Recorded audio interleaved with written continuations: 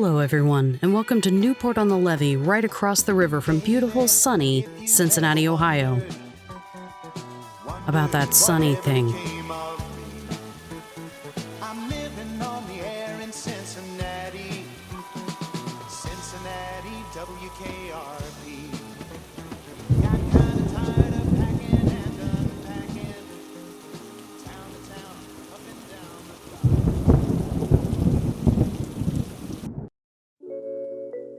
Anyway, I'm your cruise director, Kristen, and this is Newport on the Levee, which is, according to its developers, not a mall. At opening, it was home to stores like Pacific Sunwear, American Eagle, Journeys, Hot Topic, and everyone's favorite place to get their ears pierced, Claire's. But it's not a mall. It's an urban entertainment district.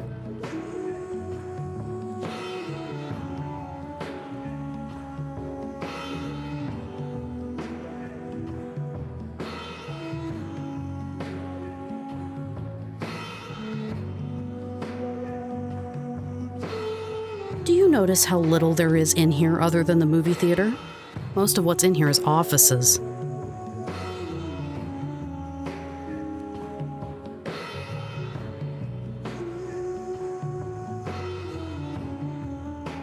One thing you'll notice about the entire Newport on the Levee look, both inside and out, is that they really use height to wow you. There's a lot of different levels and everything is very, very tall.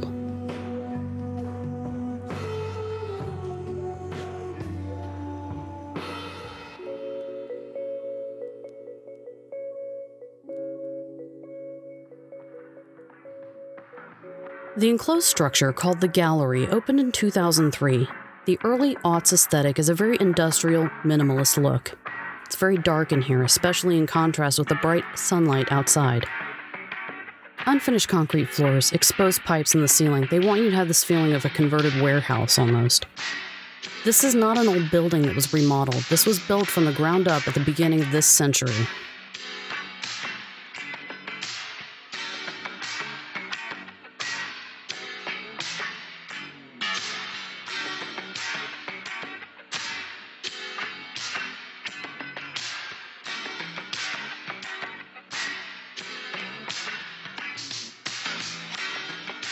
Newport on the Levee is a huge complex, the centerpiece of which is the Newport Aquarium, a 1 million-gallon aquatic attraction that was developed by Herschend Family Entertainment, who also own the Harlem Globetrotters and Dolly Parton's theme park and entertainment empire.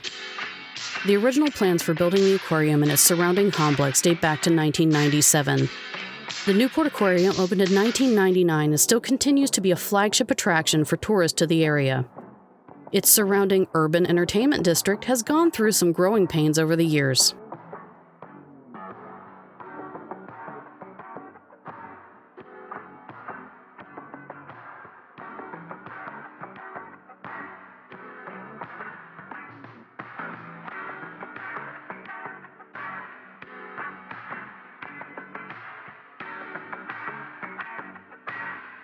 The next participant in the project to sign on was a 3D IMAX theater to open next door to the aquarium, and at this point, Columbus-based Steiner & Associates became involved in the project.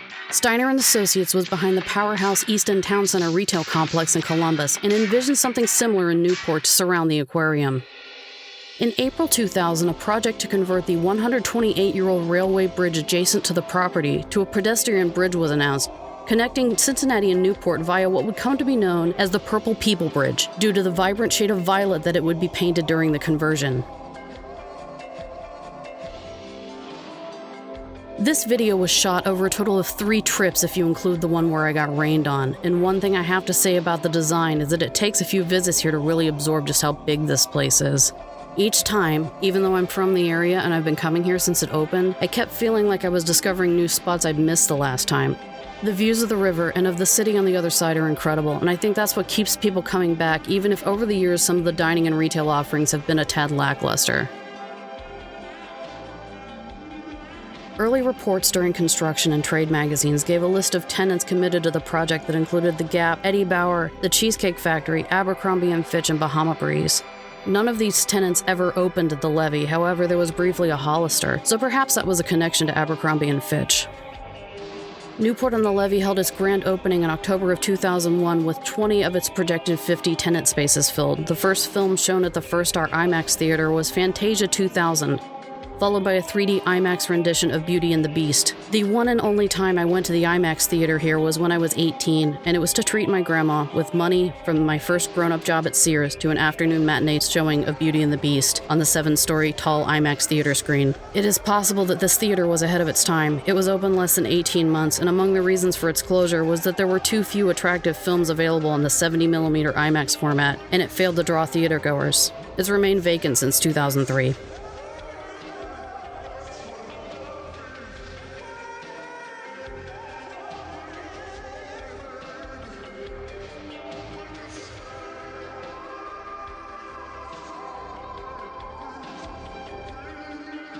In August 2001, 2 months before opening, Barry Rosenberg of Steiner & Associates, the primary firm behind the retail and dining end of Newport on the Levee, was quoted in the Cincinnati Enquirer.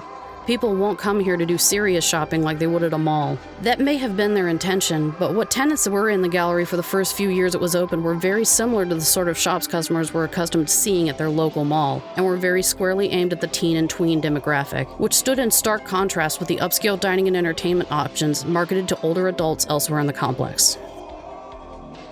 Additionally, Newport on the Levee was the first urban entertainment district to have a youth escort policy. This was in 2001. To my recollection, in the Cincinnati area, the next mall to institute something like this was nearly a decade later in 2010.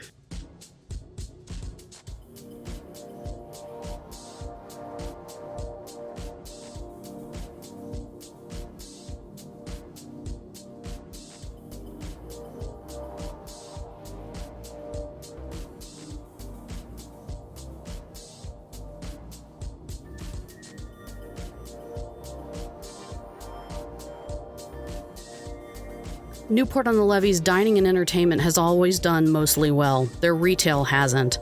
They've suffered from some of the same issues urban malls all over the country have. People sometimes have a real issue with having to pay to park to go shopping.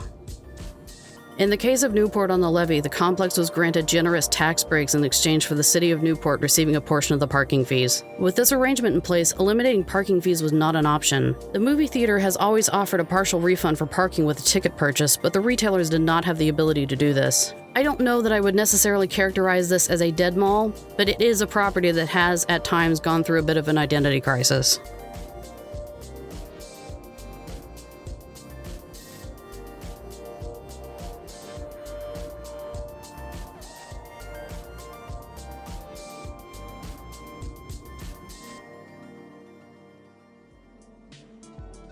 In 2003, an article in the Enquirer stated that while the nightlife options were performing well, the property as a whole was missing its financial projections, and out of 34 properties owned by its developer, it was third lowest in terms of occupancy. According to market research, the average Newport on the Levee customer was between 40 and 50 years old, affluent, and female. As I mentioned earlier, the mix of retailers did not serve these customers. Wealthy, middle-aged women do not generally shop at Hot Topic and Pacific Sunwear.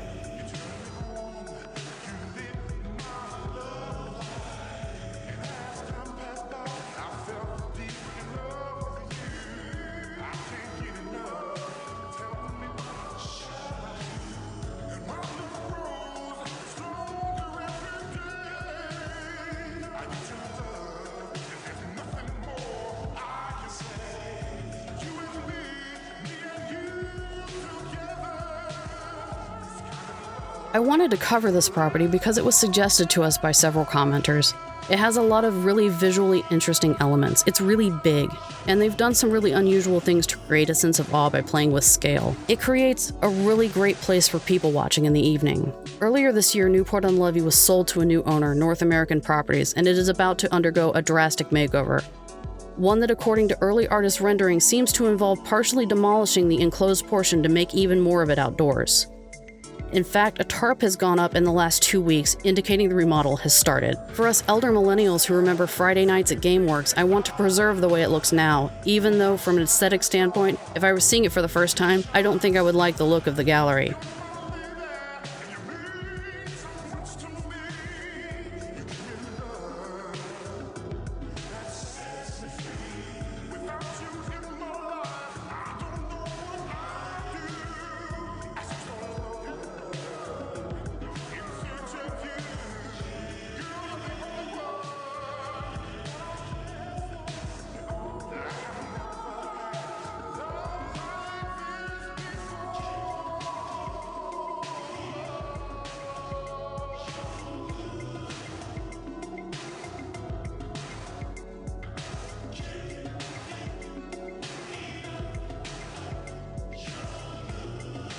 I want to use this bright outdoor property under a bright blue sky to kick off the next level of content from us and begin our second summer of creating videos for you.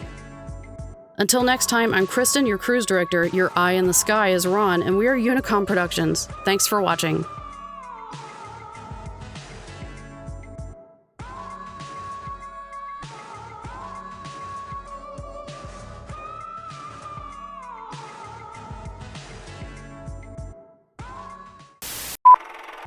All right. Give me a countdown. Let me know when you're ready. 3, 2, 1, go. I'm just gonna sit over here drinking my Haterade. Breakfast of Champions.